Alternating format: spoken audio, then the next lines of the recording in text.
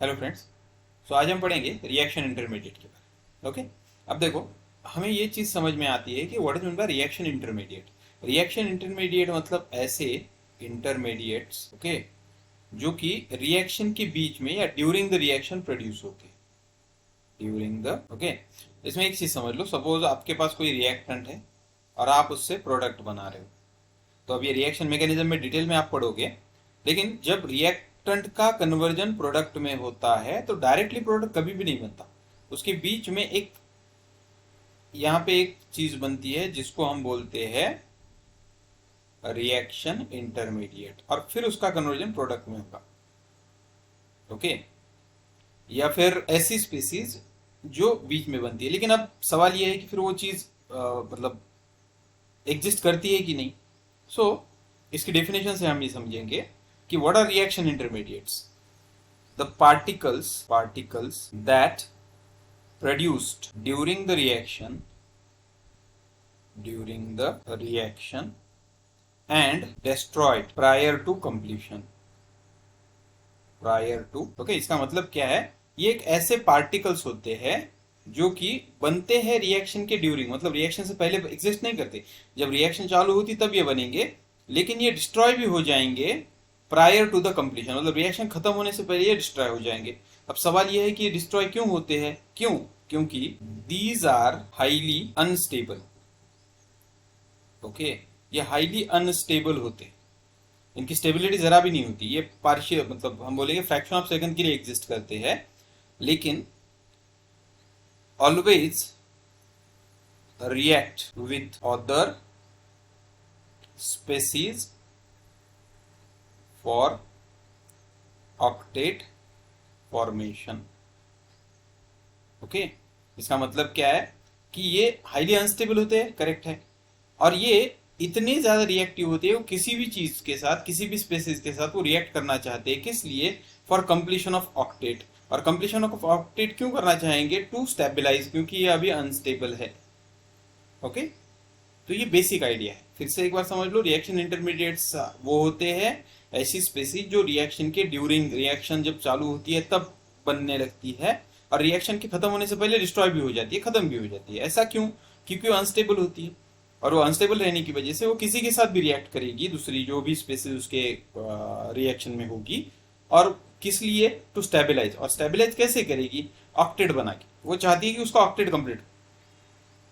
अब यही बेसिक चीज है कि वो स्टेबल भी इसलिए नहीं है या अनस्टेबल भी इसलिए है क्योंकि उसका ऑक्टेट कंप्लीट नहीं है। ओके। तो अब अगर हम देखें कि रिएक्शन इंटरमीडिएट्स कौन से हैं, तो तीन reaction. Number 1 that is कार्बो cation, और उसको और एक नाम है जिसको बोलते हैं कार्बोनियम आयन। ओके। अब देखो, आपको ये समझ में आएगा, कैटायन, कैटायन के लिए किसके लिए होता है? प्लस चार्ज के लिए। मतलब ये ऐसा है जहां कार्बन के ऊपर प्लस चार्ज होगा। अगर कार्बन के ऊपर प्लस चार्ज है, टोटल कार्बन को 4 बॉन्ड होते हैं, अगर चारों बॉन्ड रहते तो उसके ऊपर चार्ज नहीं होता। हमने ये फॉर्मल चार्ज में पढ़ा हुआ है। इसका मतलब इसको कितने बॉन्ड होंगे? 3 बॉन्ड होंगे, और एक जो है वो प्लस चार्ज होगा। ओके। या फिर ऐसा भी हो सकता है और कि ये कार्बन है और यहां पे इसके पास एक वैकेंट ऑर्बिटल है। अब ये चीजें हमने पढ़ी हुई है। Okay. This is a vacant p orbital, P orbital. Okay, vacant बोलेंगे हम इसको, खाली पी ऑर्बिटल होता है। फॉर्मल चार्ज में हमने पढ़ा हुआ है, इसके पास एक्चुअल कार्बन के पास कितने इलेक्ट्रॉन होने चाहिए? 4। ओके। मतलब उसके वैलेंस इलेक्ट्रॉन कितने हैं? वैलेंस इलेक्ट्रॉन कितने हैं? 4। लेकिन यहाँ पे टोटल इलेक्ट्रॉन कितने हैं? देखो आप, यहाँ पे 1, यहाँ पे 2, यहाँ पे 3, मतलब इसके पास 3 ही इलेक्ट्रॉन है, मतलब 1 इलेक्ट्रॉन की कमी है, इसलिए इसके ऊपर प्लस चार्ज है। ओके। वैकेंट ऑर्बिटल में भी देखो, यहाँ पे 1, यहाँ पे 2, यहाँ पे 3 इलेक्ट्रॉन है। तो यहाँ पे वैकेंट ऑर्बिटल है और यहाँ पे 3 इलेक्ट्रॉन है, मतलब इसके पास भी वैलेंस इलेक्ट्रॉन कितने होने चाहिए थे? 4, जबकि टोटल इलेक्ट्रॉन कितने हैं? 3। इसलिए ये जो है ये कार्बो कैटायन है, या हम बोलेंगे कि इलेक्ट्रॉन डेफिशिएंट स्पीसीज है। ओके। अब सवाल है ये बनता कैसे है। अब देखो, कार्बन है तो कार्बन के पास, कार्बन का जो इलेक्ट्रॉनिक कॉन्फ़िगरेशन है, हम ये देख रहे हैं कि कार्बन है। ओके। तो कार्बन का एटॉमिक नंबर क्या होता है? 6। इलेक्ट्रॉनिक कॉन्फ़िगरेशन अब देखो, ग्राउंड स्टेट इलेक्ट्रॉनिक कॉन्फ़िगरेशन क्या होगा, 1s2 2s2 और 2p, ये ग्राउंड स्टेट का इलेक्ट्रॉनिक कॉन्फ़िगरेशन। लेकिन हमने जैसा यहाँ पे बात की, ये कार्बन प्लस वाला है, ओके, मतलब इसके पास एक इलेक्ट्रॉन कम है, तो यहाँ पे कार्बन के पास 5 ही इलेक्ट्रॉन है। तो फिर अब इसका इलेक्ट्रॉनिक कॉन्फ़िगरेशन क्या आएगा, तो वो आएगा 1s2 2s2 2p1। ओके, अब क्या होगा, देखो ये हो गया ग्राउंड स्टेट का। अब एक्साइटेड स्टेट इलेक्ट्रॉनिक कॉन्फ़िगरेशन, ये भी ग्राउंड स्टेट का ही है। अब क्या होगा, यहाँ से एक इलेक्ट्रॉन यहाँ चला जाता है और इलेक्ट्रॉनिक कॉन्फ़िगरेशन बन जाएगा 1s2 2s1 और 2p2। ओके, अब ये एक्साइटेशन क्या है वगैरह वगैरह, ये सारा आप केमिकल बॉन्डिंग में पढ़ोगे। यहाँ पे कितने इलेक्ट्रॉन है, 2। यहाँ पे कितना इलेक्ट्रॉन है, 1। जबकि यहाँ पे कितने इलेक्ट्रॉन है, 3 ऑर्बिटल होते हैं लेकिन इलेक्ट्रॉन 2 ही है। ओके, मतलब यहाँ पे देखा जाए तो ये जो ऑर्बिटल है, जैसा हम बोलते हैं px py pz, मतलब ये जो ऑर्बिटल है pz, ये क्या है, अनहाइब्रिडाइज्ड होगा आगे चल के। ओके, जब हाइब्रिडाइजेशन होगा तो यहाँ पे ये pz ऑर्बिटल है। ओके, अब देखो, अब हम हाइब्रिडाइजेशन करेंगे। हाइब्रिडाइजेशन किस तरह से होगा, अब ये 1s तो इन्वॉल्व नहीं होगा, होगा कौन सा, 2s 2p के 2 ऑर्बिटल, मतलब हाइब्रिडाइजेशन कौन सा हुआ, हाइब्रिडाइजेशन हुआ sp2। ओके, और sp2 हाइब्रिडाइजेशन जब होगा तब यहाँ पे 3 ऑर्बिटल बनेंगे इस तरह के, 1 2 3, और एक जो ऑर्बिटल है वो अनहाइब्रिडाइज रहेगा। ओके, यहाँ पे लिखता हूँ मैं pz, ये जो है ये अनहाइब्रिडाइज रहेगा। अब क्या होगा, देखो अब sp2 मतलब टोटल कितने, 3 ऑर्बिटल। तो देखो ये कार्बन है, हम यहाँ पे निकालेंगे, ये कार्बन है।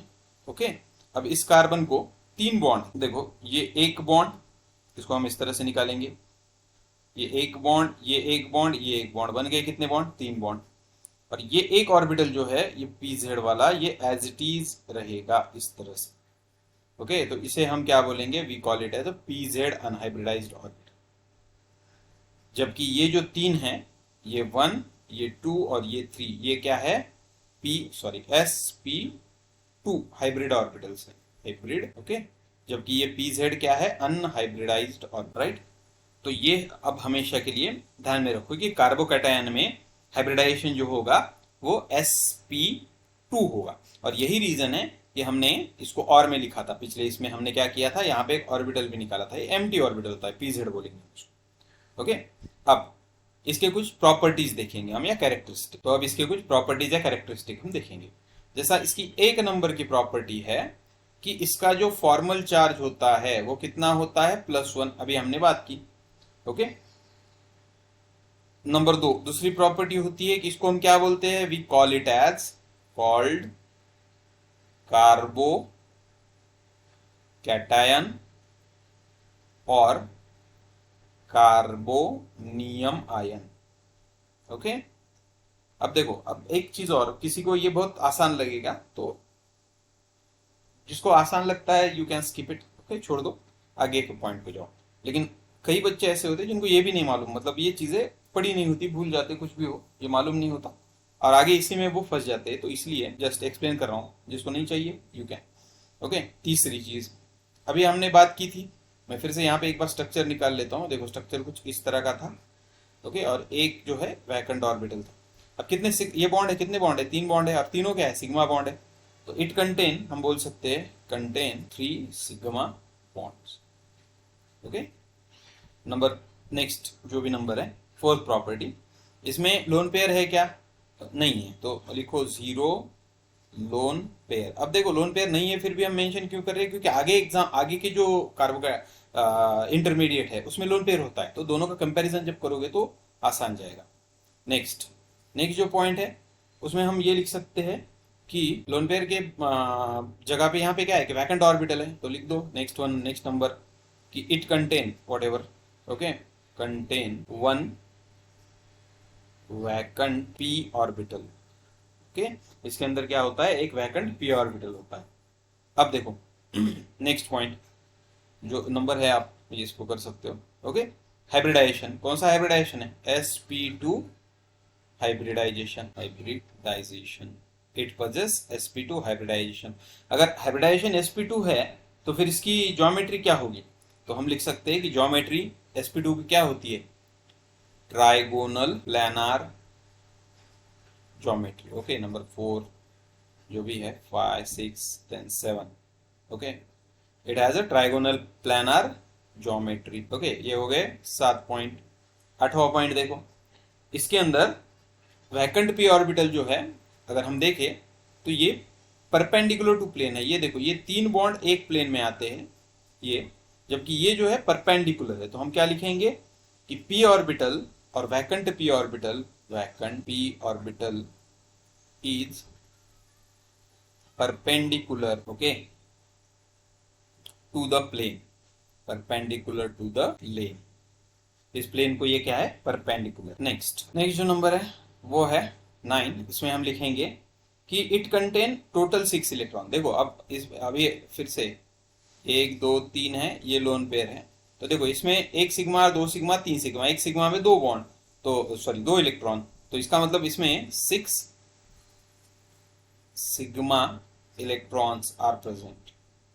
ओके, आर 6, इसमें 6 इलेक्ट्रॉन्स प्रेजेंट होते हैं, और वो भी sigma electron. Okay, then next point. अब देखो, 6 है, ऑक्टेट के लिए कितने चाहिए होते हैं? 8। मतलब इसका ऑक्टेट कंप्लीट है क्या? नहीं है।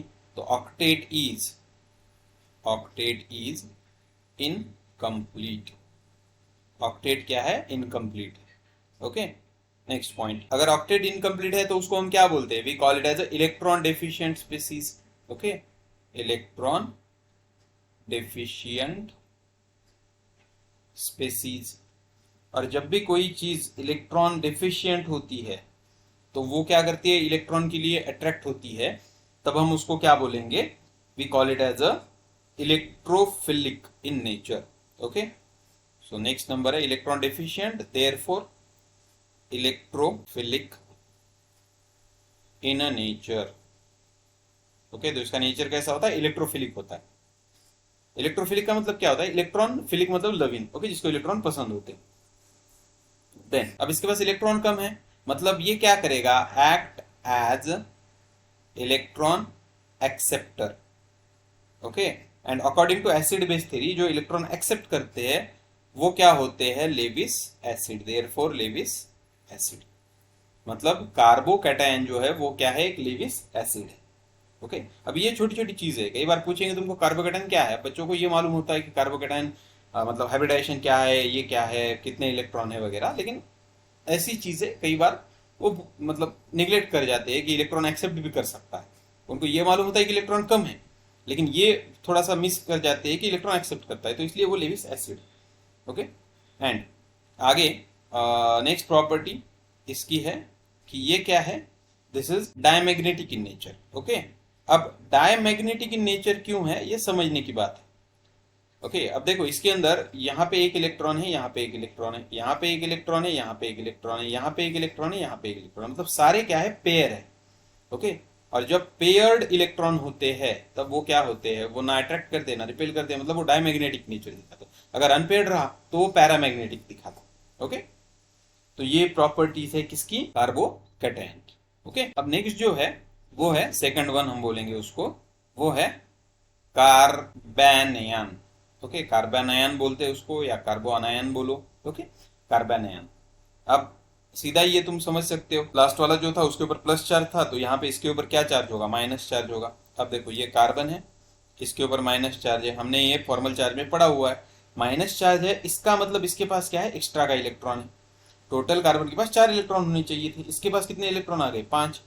ओके, क्योंकि एक इलेक्ट्रॉन एक्स्ट्रा है। तो इसको और मैं ऐसा भी दिखा सकते हैं, ये कार्बन, ये, और यहाँ पे इसके पास ये आ गए 2 इलेक्ट्रॉन्स। ओके, तो इसलिए इसके ऊपर चार्ज निगेटिव आएगा। या फिर कुछ बुक में इसको बॉक्स बना के इलेक्ट्रॉन भी दिखा सकते हैं, या वो भी दिखाया। ओके, इसको ऐसा भी दिखाते हैं कुछ इसमें, यहाँ पे, और ये 2, तो सबका मतलब एक ही। अब पहली चीज, इसका इलेक्ट्रॉनिक कॉन्फिगरेशन देखो। नॉर्मल कार्बन का क्या होता है? 1s2 2s2 2p2।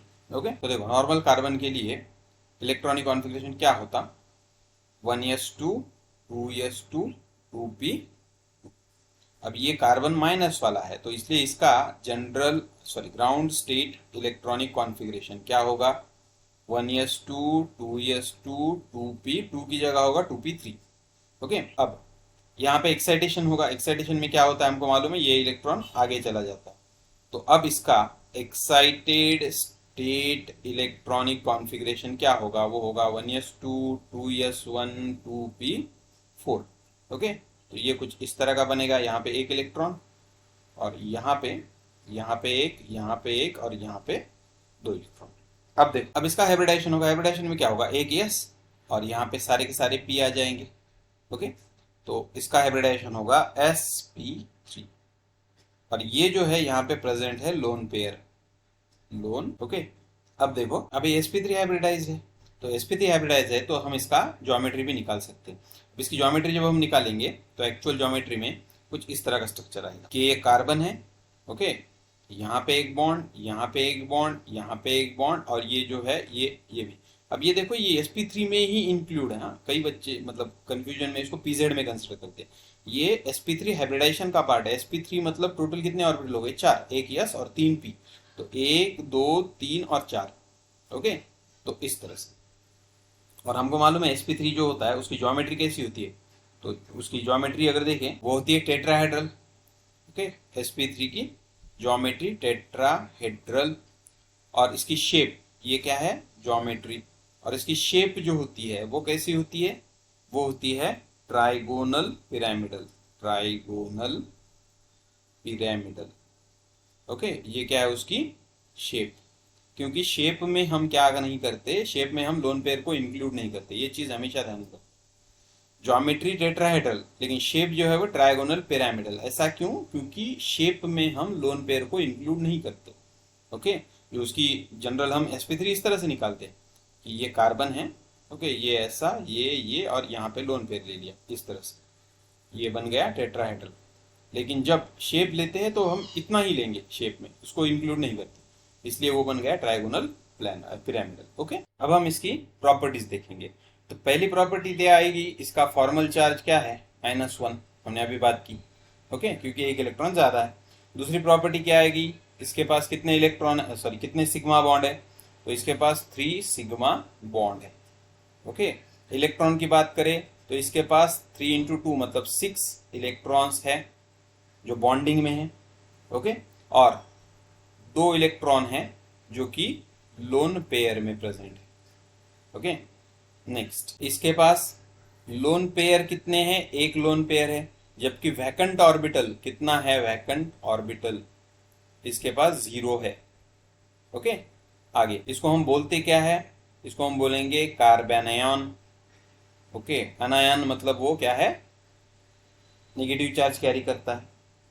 देन इसकी ज्योमेट्री, पहले हाइब्रिडाइजेशन देखेंगे, ज्योमेट्री लिखो, ज्योमेट्री क्या होगी, टेट्राहेड्रल, टेट्राहेड्रल।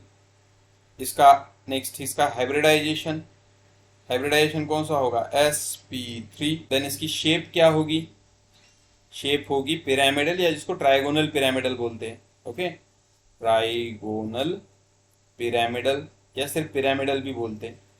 ओके, अब इसके पास ज्यादा इलेक्ट्रॉन है तो ये क्या बन गई, इलेक्ट्रॉन। अब इसके पास ज्यादा इलेक्ट्रॉन है तो ये क्या है, electron rich species. Okay, electron ज्यादा है तो इलेक्ट्रॉन रिच है, और जिसके पास इलेक्ट्रॉन ज्यादा होता है वो चीज और वो स्पेसीज हमेशा एज अ न्यूक्लियोफाइल काम करेगी। Okay, act as nucleophile. Nucleophile का मतलब क्या है, जिसको इस तरह से रिप्रेजेंट करते हैं, न्यूक्लियो मतलब न्यूक्लियस, फाइल मतलब लविंग। न्यूक्लियस के ऊपर प्लस चार्ज होता है, नेगेटिव हमेशा प्लस की तरफ जाना चाहेगा। ओके, फिर हमने ये बात की कि इसके अंदर 0 अनपेयर्ड इलेक्ट्रॉन होता है। अब देखो, इसके अंदर 0 अनपेयर्ड इलेक्ट्रॉन है, लेकिन इसके अंदर भी फ्री इलेक्ट्रॉन नहीं है। यहाँ पे हमने बात की कि लोन पेयर में एक क्या है, इलेक्ट्रॉन का पेयर है। लोन पेयर मतलब एक इलेक्ट्रॉन का पेयर, मतलब खुला इलेक्ट्रॉन नहीं है, जोड़ी है यहाँ पे भी। तो फिर अगर इलेक्ट्रॉन खुला नहीं है तो ये नेचर क्या दिखाएगा, डायमैग्नेटिक, जो हमने बात की थी कि अगर फ्री इलेक्ट्रॉन है तो ही पैरामैग्नेटिक, अदरवाइज डायमैग्नेटिक। ओके, और यहाँ पे एक चीज हमेशा ध्यान में रखो कि जो लोन पेयर होता है, ये लिख भी देंगे हम, लोन पेयर जो होता है वो sp3 ऑर्बिटल में ही प्रेजेंट होता है, pz में नहीं। ओके, तो इसमें भी कई बच्चे कंफ्यूज रहते हैं, तो ये भी कई बार ऐसा भी पूछते हैं, तो ये चीज ध्यान में रखो। नेक्स्ट, थर्ड जो इंटरमीडिएट है, रिएक्शन इंटरमीडिएट, वो है फ्री रेडिकल। ओके, अब थर्ड वन जो है वो है फ्री रेडिकल। अब नेक्स्ट जो है third one, that is the free. अब नेक्स्ट जो है वो है फ्री रेडिकल।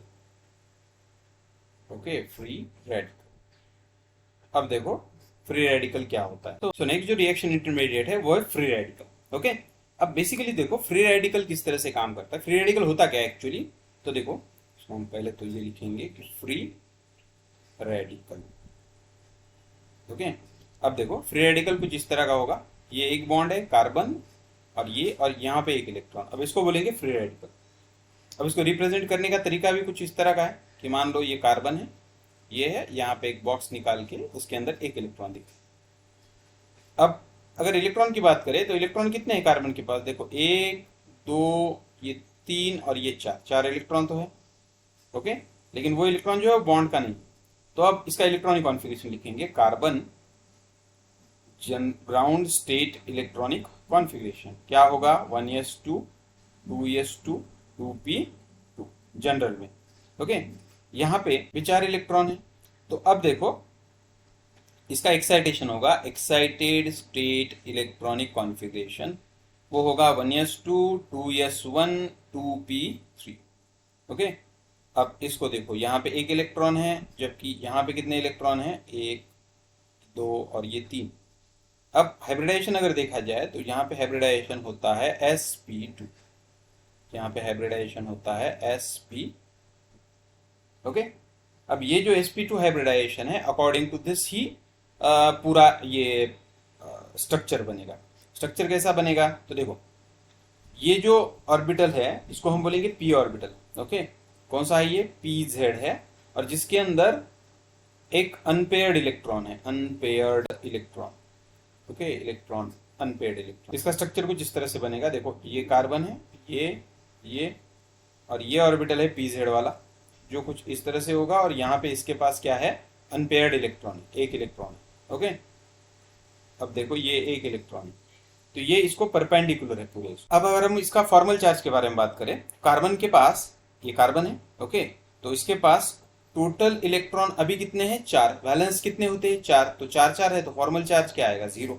तो इसलिए इसके ऊपर फॉर्मल चार्ज आएगा 0। ओके, तो अब हम इसकी प्रॉपर्टीज लिखेंगे। तो प्रॉपर्टीज में पहली प्रॉपर्टीज ही आती है, इसका जो फॉर्मल चार्ज है वो क्या होगा, 0।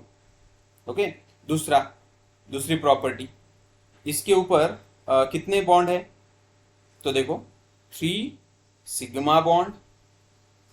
Okay, 0 lone pair as well as 0, ये बहुत इंपॉर्टेंट है, 0 वैकेंट ऑर्बिटल।